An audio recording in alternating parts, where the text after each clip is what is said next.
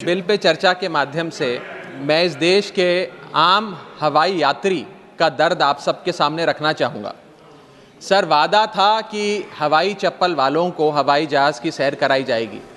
आलम यह है सर कि बाटा कंपनी का जूता पहनने वाला भी आज हवाई जहाज़ की टिकट नहीं खरीद पा रहा है।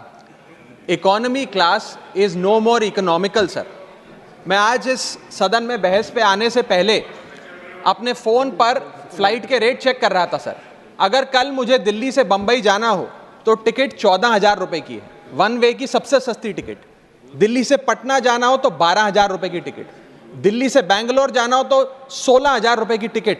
और सर वो छोड़िए, संडे के दिन यानी कि परसों मैं अपने क्षेत्र पंजाब से दिल्ली आया, मोहाली एयरपोर्ट से चंडीगढ़ एयरपोर्ट से मैंने फ़्लाइट ली और दिल्ली पहुंचा। उस फ्लाइट की टिकट 14,500 रुपये की थी। हम सांसदों को तो फ्लाइट की रीइंबर्समेंट मिल जाती है सर, आप उस आम नागरिक का सोचिए जो इस स्काई रॉकेटिंग एयर प्राइसेस से जूझ रहा है। और एक और दिलचस्प चीज़ है, एक ही सेक्टर की एक ही दिन की सेम एयरलाइन जो अलग अलग समय पर उड़ती है उसके भी रेट अलग है। आपको सुबह 10 बजे दिल्ली से बंबई जाना, उस एयरलाइन से उस तारीख पे आपको एक रेट मिलता है। 2 बजे की दोपहर की टिकट लेते हैं उसी एयरलाइन पे, उसी दिन पे वो उससे दोगुनी हो जाती है।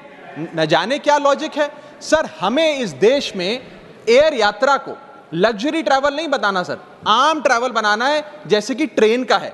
और सबसे बड़ी बात सर, इस देश में जहाज़ में उड़ना और जहाज़ में उड़ के अपनी मंजिल तक पहुंचना आज भी इस देश की बहुत बड़ी आबादी के लिए एक सपना है। अगर ट्रैवल की रफ्तार बढ़ेगी तभी इस देश की रफ्तार बढ़ेगी। सर, दूसरा दर्द जो इस देश का आम आदमी रोज़ उससे जूझ रहा है वो है ओवर क्राउडेड एयरपोर्ट्स। सर, आज हमारे देश के एयरपोर्ट्स बस अड्डे जैसे बन गए हैं। बस अड्डों से बदतर हालत, बदतर व्यवस्था देश के एयरपोर्ट्स पर है सर। सर, टर्मिनल 1 चले जाइए दिल्ली के, टर्मिनल 2 चले जाइए दिल्ली के, आप हालात देखिए। सिक्योरिटी लाइन से लेकर चेक इन लाइन तक लोग लाइनों में खड़े हैं और लाइनों में खड़े हैं और उसके बाद उनकी फ्लाइट भी इस चक्कर में मिस हो जाती है। एक मुसाफिर सही समय पर फ्लाइट नहीं पकड़ पा रहा क्योंकि वो बेचारा चेक इन और सिक्योरिटी लाइन में ही फंसा रहता है। इतने ओवर क्राउडेड एयरपोर्ट्स आज हमारे देश के बन चुके हैं। सर, आज यात्री का तीसरा दर्द, Honorable members, please let the honorable members speak. Please. Sir, बोलने दीजिए। No, honorable members, please, honorable members. माननीय सदस्य, मेरा समय जा रहा है। Please let him speak. Sir, आज एयरपोर्ट्स पर खाना इतना महंगा है, बाजार के मुकाबले 2 गुना 3 गुना दाम है। एक साधारण सी पानी की बोतल जो 20 रुपए की बाजार में मिलती है वो एयरपोर्ट के भीतर जाकर फूड आउटलेट पर 100 रुपए की मिलती है। आज यात्री जो इंतजार कर रहे हैं अपनी फ्लाइट का, वो पानी पीकर पेट भर रहा है कि कहीं 250 रुपए की चाय और 350 रुपए का समोसा ना खरीदना पड़ जाए। बताइए सर, एक आम आदमी एयरपोर्ट पर अपने जहाज का इंतजार करते हुए क्या एक चाय नहीं पी सकता? क्या इस पर कोई रेगुलेशन नहीं होना चाहिए? क्या कोई अफोर्डेबल कैंटीन का मैकेनिज्म नहीं होना चाहिए? चौथा दर्द जो आज इस देश के आम यात्री को सर सहन करना पड़ रहा है वो है पुअर कनेक्टिविटी। आज इस देश के कई टूरिज्म स्पॉट्स पे, कई फेमस शहरों तक जहाज की यात्रा नहीं पहुंचती, फ्लाइट्स नहीं पहुंचती, एयरपोर्ट नहीं पहुंचती। कई शहर, अधिकतर शहर ऐसे हैं जहां पर एयरपोर्ट्स नहीं हैं। इंसान को जहाज लेकर, जहाज से उतरकर कई घंटों का बस का और गाड़ी का सफर तय कर अपनी मंजिल पे पहुंचना पड़ता है सर, सरकार ने कहा कि मालदीव्स मत जाओ, लक्षद्वीप जाओ छुट्टी मनाने। मैं आपको आज का रेट बता रहा हूं सर, अगर आज मुझे दिल्ली से मालदीव जाना हो तो 17,000 रुपए की फ्लाइट है, लेकिन दिल्ली से लक्षद्वीप जाना हो तो 25,000 रुपए की फ्लाइट है सर। तो बताइए हम मालदीव जाएं कि लक्षद्वीप जाएं? सर, चौथा दर्द जो आज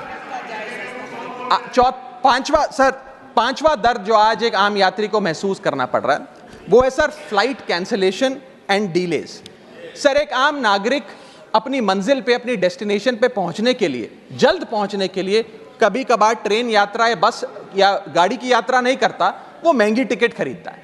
महंगी टिकट खरीद के अपनी मंजिल पे समय पे पहुंचना चाहता है। और कुछ ऐसे भी लोग हैं जो आर्थिक तौर पे सक्षम नहीं हैं लेकिन आपातकालीन परिस्थितियों में, इमरजेंसी सिचुएशन में वो भी महंगी जहाज की टिकट खरीदकर जहाज की यात्रा करना चाहते हैं, अपनी मंजिल पे पहुंचना चाहते हैं। लेकिन क्या वो अपनी मंजिल पे समय पर पहुंच जा रहे हैं? निर्धारित समय से 3 से 4 घंटे लेट आज जहाज चलते हैं और खास तौर पे छोटे शहरों के जो एयरपोर्ट्स हैं वहां पर तो मैक्सिमम डिलेज देखे गए हैं सर 1 केजी अगर एक्सेस बैगेज हो जाए तो फ्लाइट आपसे हजारों रुपए का किराया वसूलती है, लेकिन कई घंटों के डिले के लिए क्या फ्लाइट हमें कॉम्पनसेट करती है? मैं आज माननीय मंत्री जी को कहना चाहूंगा कि कुछ ऐसा मैकेनिज्म बनाए कि हर घंटे के फ्लाइट के डिले के लिए एयरलाइन आम यात्री को कॉम्पनसेट करे, उसकी जेब में पैसा डाले।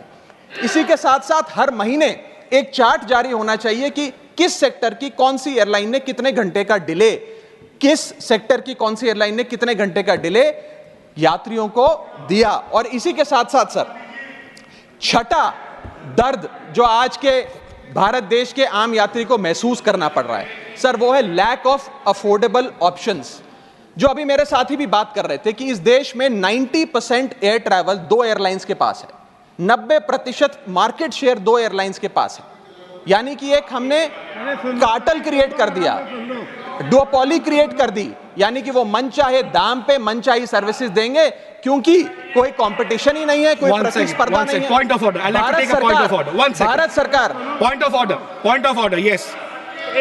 न जाने सर, मैं तो एयरलाइन का बोल रहा हूं तो भी पेट में दर्द हो रहा है। Point of order please. 238A कोई सदस्य किसी अन्य सदस्य या लोकसभा के किसी सदस्य के विरुद्ध मानहानि कारक या अपराध में फंसाने वाले स्वरूप का कोई आरोप नहीं लगाएगा जब तक कि आरोप लगाने वाले सदस्य ने सभापति को संबंधित मंत्री को भी इसकी पूर्व सूचना न दी हो, ताकि मंत्री उत्तर दिए जाने के प्रयोजन के लिए इस विषय की जांच कर सके। Honourable member, there is no defamatory here, no defamation. मैं पहले नासिर हुसैन जी ने जो बोला मैं उसके ऊपर कर रहा हूं। That of course that has been taken into consideration. इनका नहीं है। मैं मुझे पूरा करने दिए सर। परंतु सभापति किसी समय किसी सदस्य को ऐसा आरोप लगाने से मना कर सकेगा यदि उसकी राय में ऐसा आरोप राज्यसभा की गरिमा को घटाने वाला हो या उस आरोप को लगाने वाले से सिद्ध न हो। Thank you honourable member, thank you please continue. Sir इतनी विशाल जनसंख्या वाला हमारा देश है और इतनी विशाल जनसंख्या वाले देश में मात्र 2 ही कंपनियां हमारा पूरा एविएशन सेक्टर चला रही हैं। सर सरकार लाई एक स्कीम जिसका नाम था उड़ान, जिसका फुल फॉर्म है उड़े देश का आम नागरिक। पर कैसे उड़े?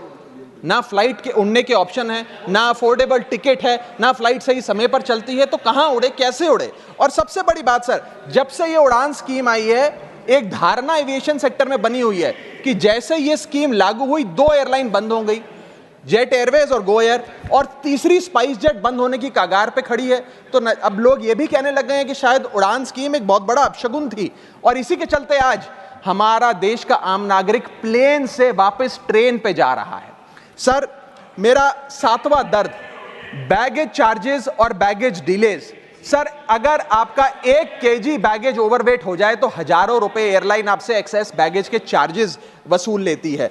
यहां तक कि कुछ लोग अब अपना सामान एयरपोर्ट पर फेंक के चले जाते हैं बिकॉज उनके सामान में पड़ी वस्तुएं इतनी महंगी नहीं है जितना बैगेज चार्जेस एयरलाइन ले लेती हैं। और बैगेज के डिलेज देखिए सर, लंबा आपको इंतजार बैगेज बेल्ट पे करना पड़ता है कि कब हमारा बैग आएगा। जब स्क्रीन पर देखते हैं तो स्क्रीन पर लिखा आता है बैगेज ऑन बेल्ट, लेकिन बैगेज ऑन बेल्ट नहीं होता, सिर्फ 2-3 बिजनेस क्लास पैसेंजर्स का बैग आता है और न जाने कितने मिनट एक आम नागरिक को इंतजार करना पड़ता है इस एक्सेस डिले के लिए, या इसको एक स्टैंडर्डाइज करने के लिए कोई प्रोसीजर सरकार को बनाना चाहिए। सर मेरा आठवां दर्द मैं समाप्त कर रहा हूं सर 8वां दर्द heavy car parking charges eight airport. Sir आज आप एयरपोर्ट्स पर पार्किंग का ठेका किसी एक कंपनी को दे देते हैं और वो मनचाहे दाम वसूलती है। खास तौर पे छोटे एयरपोर्ट्स पे 200-250 रुपए प्रति घंटे की कार पार्किंग चार्जेस देनी पड़ते हैं। आज आप दिल्ली के एयरपोर्ट चले जाइए, 220 रुपए प्रति घंटा गाड़ी का चार्ज लगता है, और अगर आपने कोई कैब टैक्सी बुक कर ली तो उसका भी मोटा बिल आता है, क्योंकि वो टैक्सी वाला भी expensive car parking charges, airport charges अपने बिल में जोड़कर आपको देता है।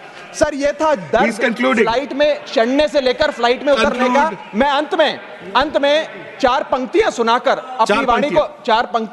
अपनी वाणी को विराम दूंगा, और आज इस देश के आम नागरिक, आम यात्री का दर्द इन पंक्तियों में आप तक पहुंचाने की कोशिश करूंगा। कहीं है लंबी लाइनें, कहीं चेक इन से पहले काउंटर बंद, कहीं स्लो चल रहा है सर्वर, कहीं इंटरनेट है मंद। महंगी टिकट के बाद भी यात्रा की कोई गारंटी नहीं, आपका सामान चाहे टूटे चाहे फूटे, कोई वारंटी नहीं। जो हाल है बस अड्डों का, वही तस्वीर आती है एयरपोर्ट से। चाय हो या समोसा, नहीं मिल रहा 500 रुपए के नोट से। रोज फ्लाइटें रद्द हो रही हैं धमकी बम विस्फोट से।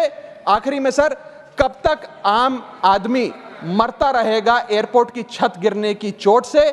जनता की मुश्किलें तो पल भर में मिट जाएं अगर सरकार को फुर्सत मिल जाए चुनाव या वोट से। Thank you.